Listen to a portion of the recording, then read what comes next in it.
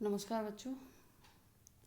हम महाकवि कालिदास के अमर नाटक अभिज्ञान शाकुंतलम का अध्ययन कर रहे हैं। तृतीय अंक की कथा वस्तु चल रही है। श्लोक 23 तक इससे पूर्व आप देख चुके हैं,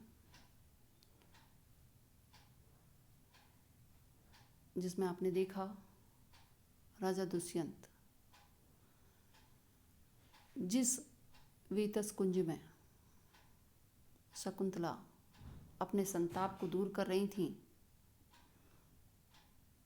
वे जा चुकी हैं, लेकिन उनके द्वारा उपभोक्त की हुई वस्तुएं जो हैं उनमें आसक्ति मान हुए वहीं पर क्षणभर विद्यमान रहते हैं। उसके बाद आगे देखिए, आकाश से ध्वनि आती है, राजन सायंतने सवन कर्मणि संप्रवर्ते वेदीं हुताशनवतीं परितः प्रयस्तः छायाश्चरन्ति बहुधा भयम् आदधाना संध्यापयोद कपिशः पिसित अस्नाना। यहाँ आपका श्लोक है, देखेंगे। सायंतने सवन कर्मणि, सायंकालीन सवन कर्मणि, सवन यानी यज्ञ कर्म के प्रारंभ हो जाने पर, संप्रवृत्ति यानी प्रारंभ हो जाने पर, हुताशनवतीं वेदीं परितः अग्नि से युक्त वेदी के चारों ओर प्रयस्ता फैली हुई, संध्यापयोद कपिशः संध्याकालीन बादलों के तुल्य, कपिशः यानी भूरी, भयम आदधना भय प्रदान करने वाली, पिशित अस्नानाम मांस का भक्षण करने वाली जो राक्षसों की छाया है, बहुधा चरंती अनेक प्रकार से यहाँ विचरण कर रही हैं। राजा दुष्यंत जब वहाँ वेतस कुंज में विद्यमान हैं और शकुंतला के द्वारा उपभुक्त की हुई वस्तुओं में अपनी दृष्टि रमाए हुए हैं, उसी समय आकाश से कोई ध्वनि आती है जो राजा के लिए आगमन का या आमंत्रण का संदेश है, जिसमें कहा जा रहा है कि सायंकाल हो चुका है और सायंकालीन यज्ञ कर्म प्रारंभ होने जा रहे हैं। जो वेदी है, यज्ञ वेदी जो है, वह चारों ओर से अग्नि से युक्त हो चुकी है, चारों ओर अग्नि फैली हुई है, लेकिन साथ ही जो याज्ञिक कर्म हैं उनमें विघ्न उपस्थित करने वाले राक्षस आदि जो हैं, वे भी वहाँ पर आ गए हैं या विद्यमान हैं, इसलिए आप रक्षा के लिए यहाँ आए, ऐसा उनको संदेश दिया जा रहा है। एक बार अर्थ देखिए। सायंतने सवन कर्मणि, सायंकालीन याज्ञिक कर्मों के प्रारंभ हो जाने पर, हुताशनवतीं वेदीं परितः अग्नि से युक्त वेदी के चारों ओर प्रयस्ता फैली हुई, संध्यापयोद कपिशः संध्याकालीन बादलों के तुल्य, कपिशः भूरी, भयाम आद दहना भयप्रद या भय प्रदान करने वाली, पिसित अस्नानाम राक्षसों की जो छाया है, बहुधा चरंती अनेक प्रकार से विचरण कर रही हैं। राजा अहम आगच्छामि, यह मैं उपस्थित हो रहा हूँ या आ रहा हूँ, इति निष्क्रांतः ऐसा कह करके चले जाते हैं। तृतीय अंक समाप्त होता है और इस श्लोक में जो टिप्पणियाँ आई हैं वो देखते हैं बच्चों। सायंतने यानी सायंकालीन, सायं धन टैव का अंशेष रहता है, सायं चिरम से टेव प्रत्यय और बीच में ता का आगम हुआ है।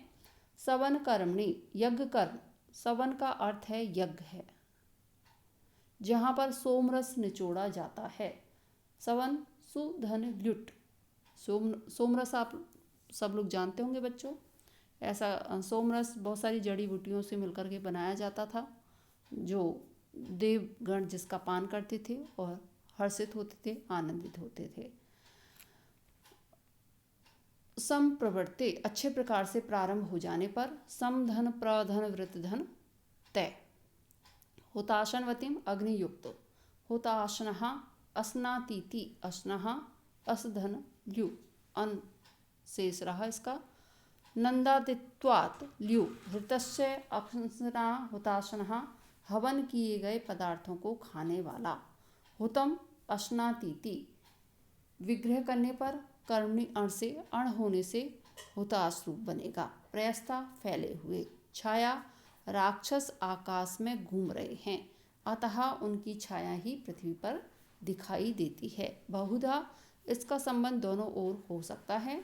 बहुधा चरंती अनेक प्रकार से घूम रही हैं। बहुधा भयम आदधना बहुत प्रकार से भयभीत करती हुई। आदधना आधन दहाधन शानच संध्या पयोदा इव कपिशः उपमान समास है। सायंकालीन बादलों के तुल्य भूरी। पिशित अश्नाः पिशितम मासम अश्नम येषाम ते मांसाहारी राक्षस।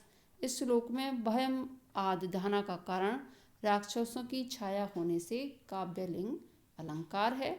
संध्या पयोद में लुप्त उपमा है। संध्या पयधन उदक पयोद पिशित अश्नानाम, यहाँ पर दीर्घ संधि है बच्चों। अकः सवर्णे दीर्घः से। सायंतने सवन कर्मी संप्रवर्ते सकार की आवृत्ति है। अनुप्रास अलंकार है। परितः प्रयस्तः, यहाँ पर भी बच्चों अनुप्रास है। ये आपका इति तृतीयो अंकः, तीसरा अंक समाप्त हुआ। अब अगले व्याख्यान में हम चतुर्थ अंक प्रारंभ करेंगे। चतुर्थ अंक के लिए कहा जाता है काव्येषु नाटकम रम्यम तत्र रम्या शकुंतला।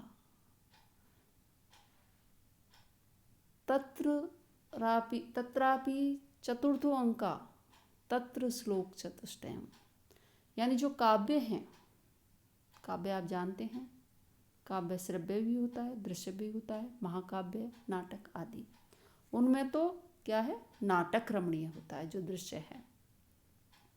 और नाटक में भी कौन, अभिज्ञान शाकुंतलम। और अभिज्ञान शाकुंतलम में चतुर्थ अंक और चतुर्थ अंक में श्लोक 4 का समुदाय। तो ऐसे चतुर्थ अंक का अध्ययन हम आने वाले वीडियो में करेंगे। धन्यवाद।